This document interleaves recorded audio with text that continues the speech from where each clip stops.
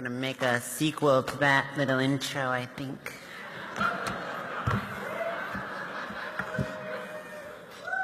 I didn't have final cut on that. Hi.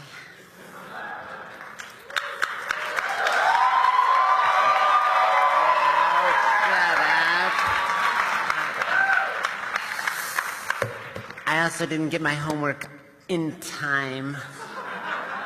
Just doing it last minute, so I don't have it in the nifty pretend that I'm not really reading this. So you'll know I'm reading this. Okay.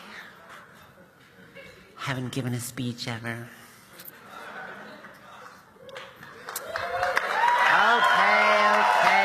Get it. You're very encouraging. I love you. So, I'm at my hairdresser's.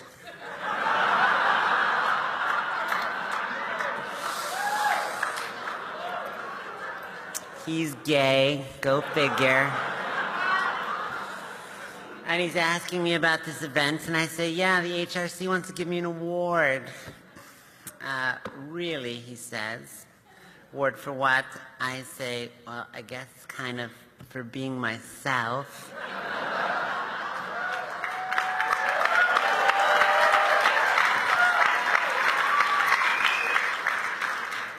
He's like playing with my hair and he's looking at me like, yeah, I guess you make a pretty good you. And I'm like, yeah, well, there wasn't a lot of competition.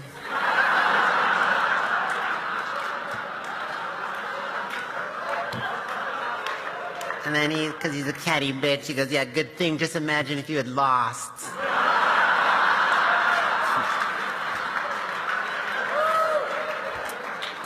So I've been going to this hairdresser, who's this gorgeous, lovely man, for almost 6 years. He knows everything about my family, how close I was to my grandma, how I met and married the love of my life. He did our hair for our wedding 3 years ago.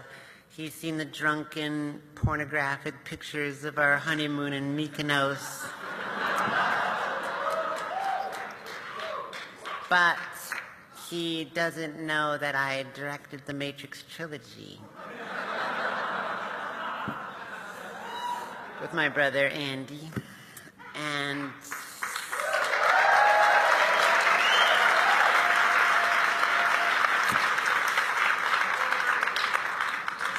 so he knows all about who I am, but he doesn't know what I do. Conversely, I was recently out to dinner with a mixture of friends and strangers who are all very excited to meet a Hollywood director. But all they want to do is ask about Keanu Reeves, Tom Hanks, and Halle Berry. And throughout the dinner, they repeatedly refer to me as he or one of the Wachowski brothers. Sometimes using half my name, La.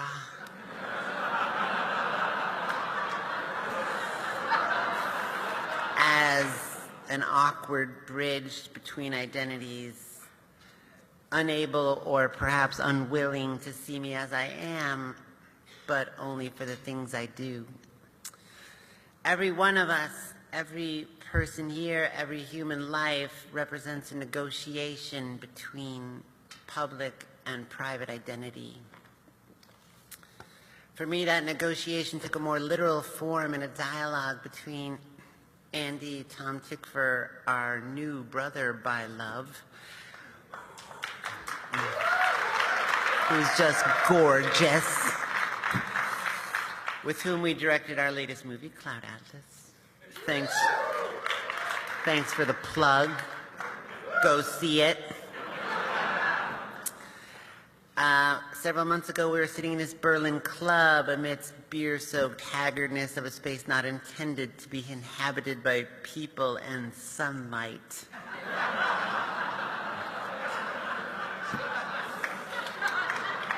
Trying to decide if we should shoot this introduction to a trailer for our movie that's about to be posted online Tom Hanks was supposed to do it, but now he was unavailable.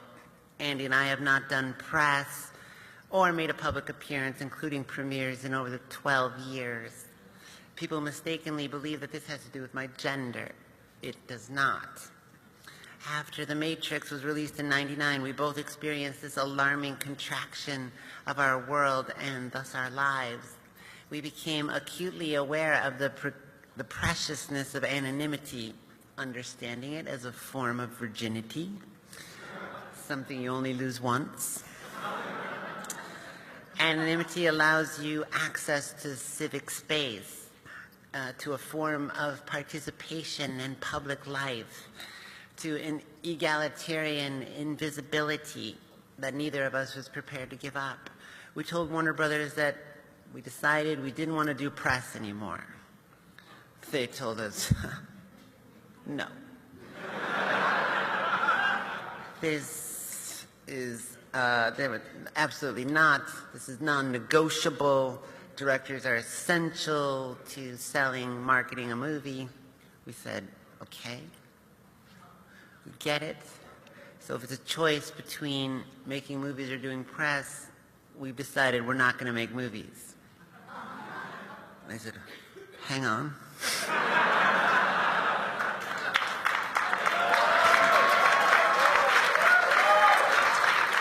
Like, maybe there's a little room for negotiation.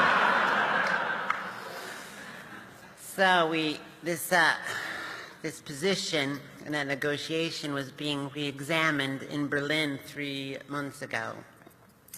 All of us are conscious of the fact that not only will it be Andy and my first public appearance in a long time, but it'll also be the first time that I speak publicly since my transition. Parenthetically, this is a word that is a very complicated subject for me because of its complicity in a binary gender narrative that I am not particularly comfortable with.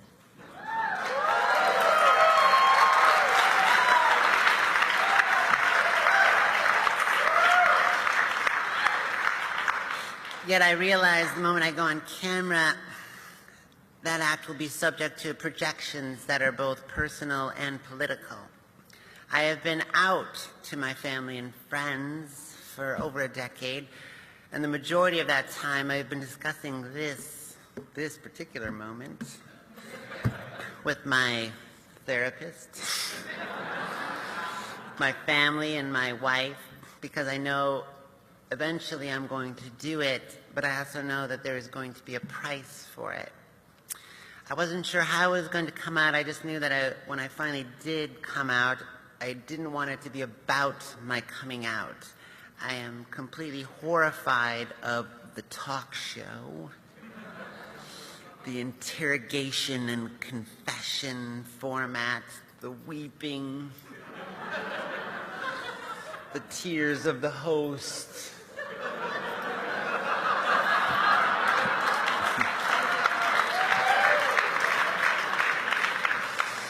Whose sympathy underscores the inherent tragedy of my life as a transgendered person.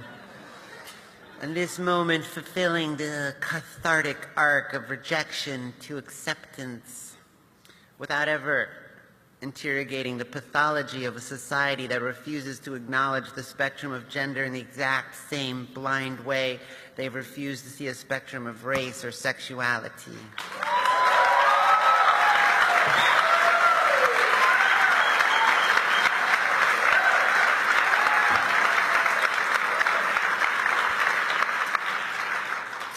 So the three of us talk. We like to talk. You're probably realizing right now, uh-oh, we got a talker here.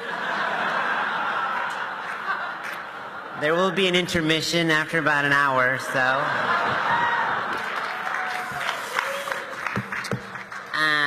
And we're alternating perspectives, quite conscious of the fact that we have just made a film about this subject, about the responsibilities human beings have to one another, that our lives are not entirely our own.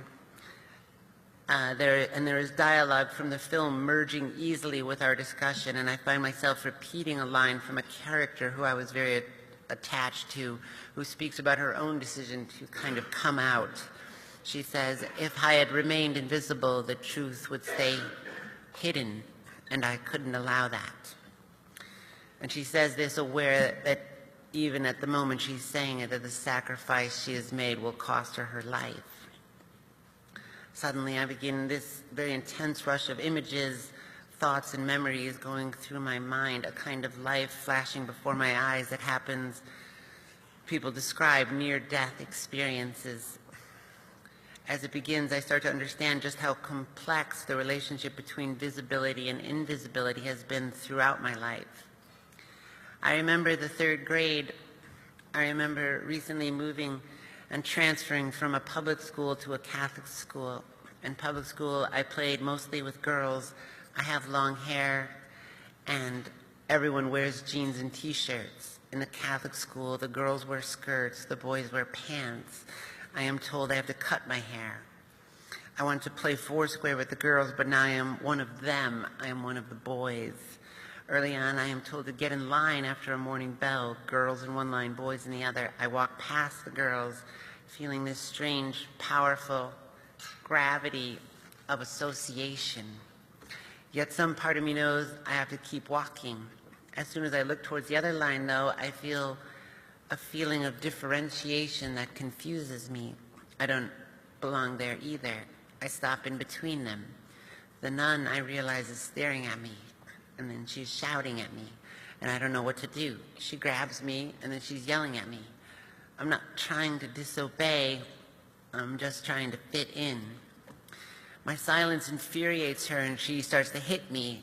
And suddenly, most improbably, if it happened in a movie, you would never believe this, but there's these screeching tires, and my mom suddenly just happened to be driving by. It's like, totally true. She jumps out of her car, she hurls herself at this nun, rips me away from her, rescuing me. She warns her, the nun, never to touch me again. And I have.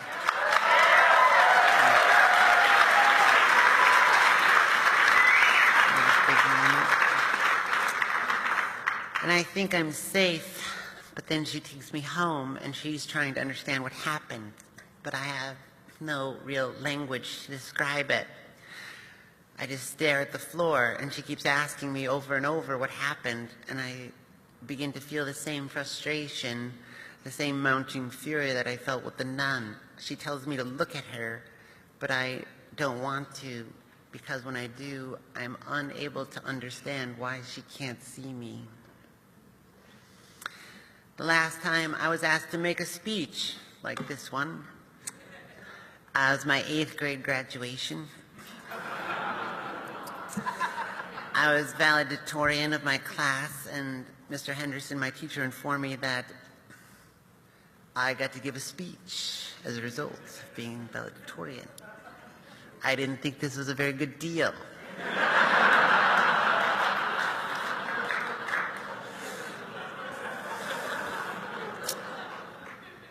I'm not sure about this little award thing either, but being painfully shy, I declined. I said, let someone else be valedictorian. He didn't like this answer. He said, that's not how it works. He said he understood how I felt. No one likes giving speeches.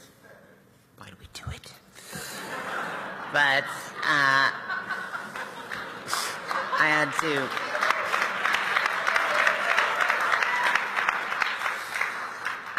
Sometimes I had to think about not just myself. I had to speak for my class, and I had to speak for my parents, who would be very proud of me, he said. There are some things that we have to do for ourselves, but there are other things that we do for other people.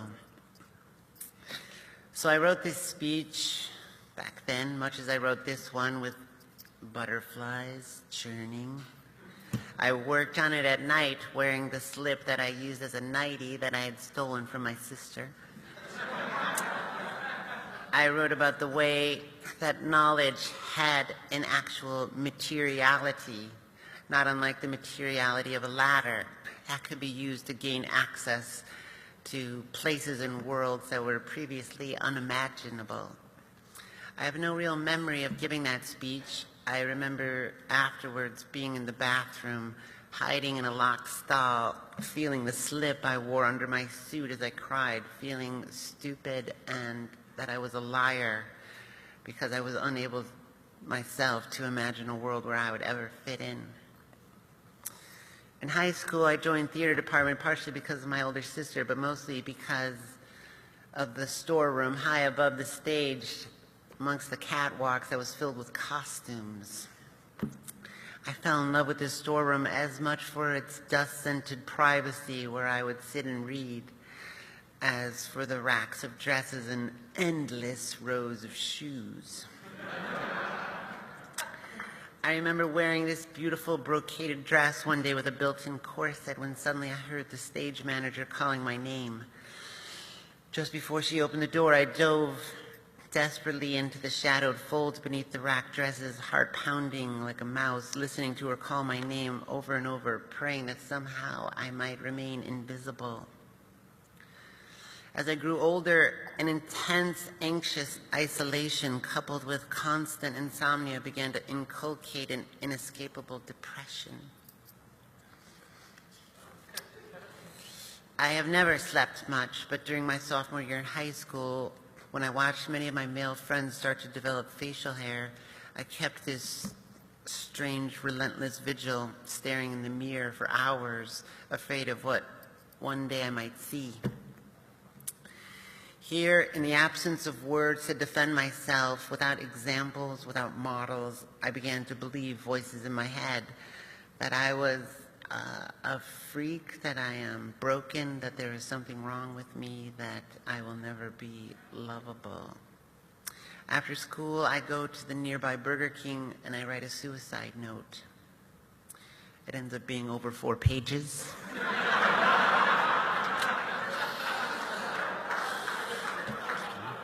I'm a little talkative.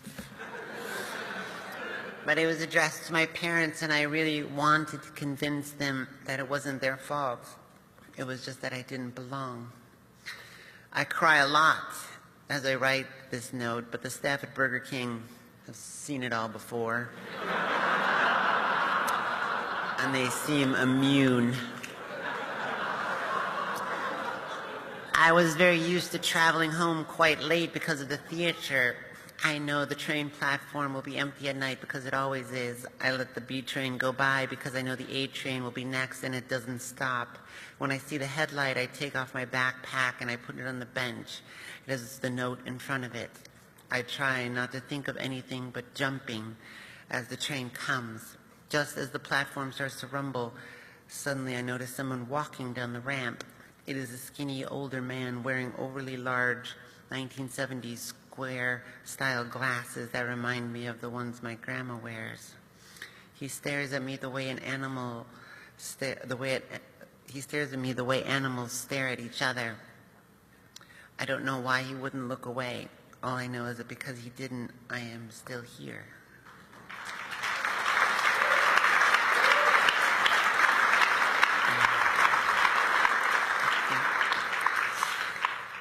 Years later, I find the courage to admit that I am transgendered and that this does not mean that I am unlovable. I meet a woman, the first person that has made me understand that they love me not in spite of my difference, but because of it. She is the first person to see me as a whole being. And every morning I get to wake up beside her. I can't tell you how grateful I have been for those 2 blue eyes in my life.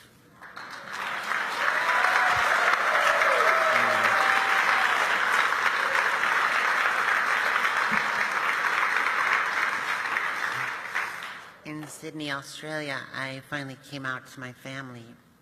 When I told my mom what was going on, she jumped on a plane immediately. There was this big, tear-soaked baptism. And she confessed that she'd been afraid to come here to arrive and grieve the loss of her son. But when she arrived, she found it wasn't so much as a death as it was a discovery, that there was this other part of me, an unseen part, and she felt it was like a gift because now she could get to know that part of me.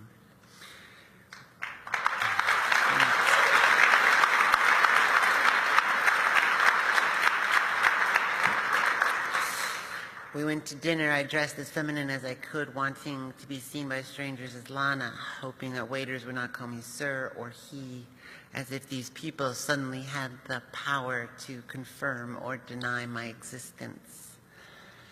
My mom is also a bit talkative. She always introduces herself to the waiter or waitress. And she's like, "Hi, I'm Lynn. This is my daughter Lana." And the waitress smiled and said, "Wow, she looks just like you."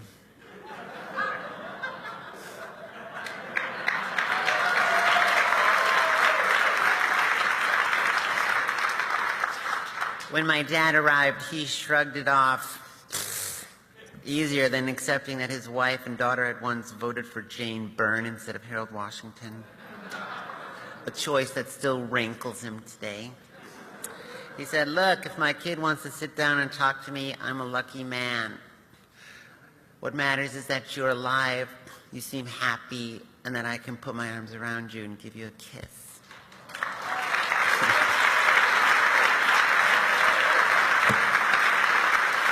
Now, having good parents is just like the lottery. You're just like, "Oh my God, I won the lottery. What the? I didn't do anything." I remember thinking about my dad's words, his acceptance of me when my wife and I first read about Gwen Arroyo. It seemed impossible that something like that could happen so close to this city. And yet here was this person like me, murdered by ignorance, by prejudice, murdered by intolerance.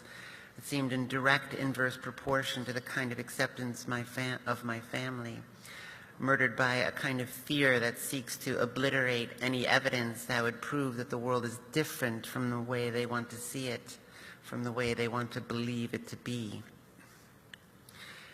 Invisibility is indivisible from visibility. For the transgender, this is not simply a philosophical conundrum. It can be the difference between life and death.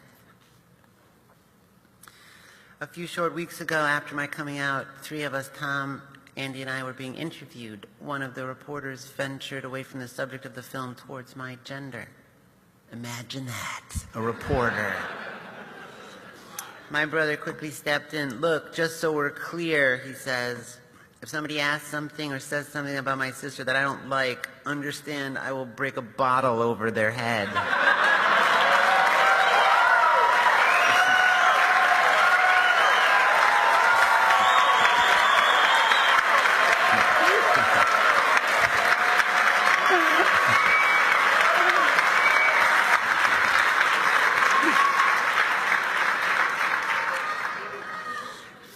Few words express love clearer than these.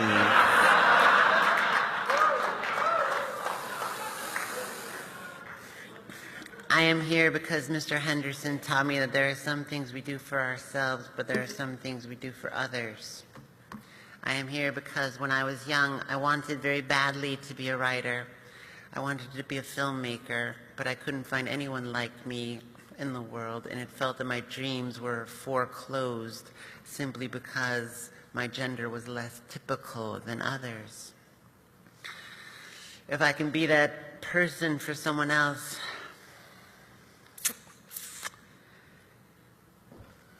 then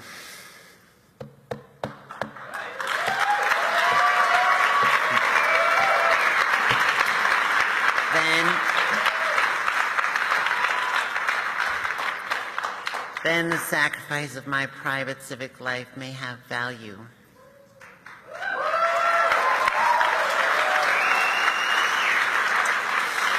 I know I am also here because of the strength and courage and love that I am blessed to receive from my wife, my family, and my friends. And in this way, I hope to offer their love in the form of my materiality to a project like this one started by the HRC, so that this world that we imagine in this room might be used to gain access to other rooms, to other worlds previously unimaginable. Thanks very much.